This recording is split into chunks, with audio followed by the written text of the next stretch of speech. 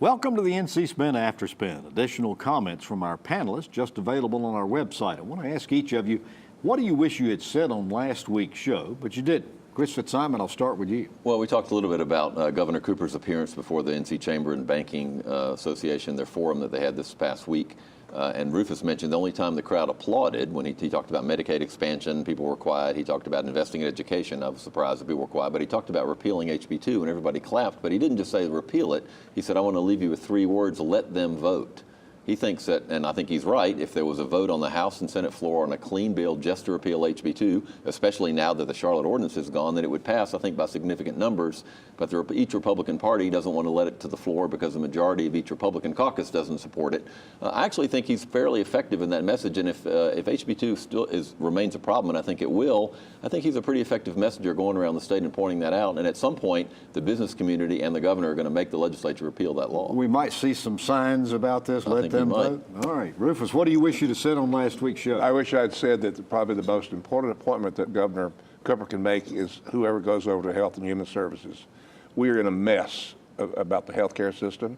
Our show, we talked about all the permeations and what can happen. Well, if you don't have a good, strong leader who can do compromise with the legislature, we are doomed in the healthcare area. And there are all kinds of names that have been floating around, but particularly with the changes that are coming down from Washington. Yes. Yeah. All right.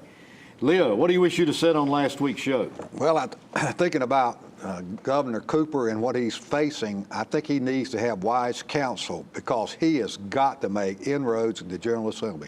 He's got to be able to deal with the Senate and the House and compromise and find issues that everybody can agree on. And that's what I think is the most important thing for him to do, is go to the General Assembly and find a way to govern with a Republican House and Senate and a Democrat governor. Pat McCrory was never able to get that done effectively. Jim Hunt was. Jim Hunt was the master. He taught school on it, I think.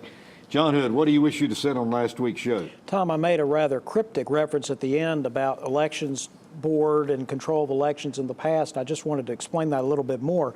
Jim Holzhauser was elected governor, the first Republican governor in 1972. It was an overwhelmingly Democratic legislature. Jim Martin was elected in 1984, an overwhelmingly Democratic legislature.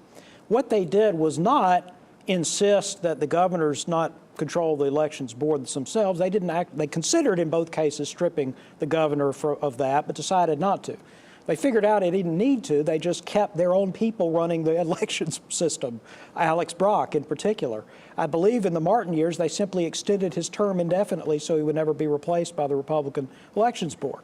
Now, you know, back in the day, back in the 70s in particular, control of the election system probably meant 50,000 votes or more.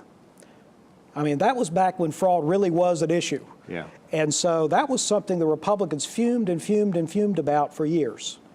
They have long memories. Particularly up in some of our mountain Now, counties. I'm not arguing that what was done in December was wise, because even if it's a good idea, I think it needed more time, more discussion, more than just doing a special session. But this notion that the elections boards that were created 100 years ago have been sacrosanct and no one's ever imagined, you know, the legislature taking away the governor's authority, nonsense. All right.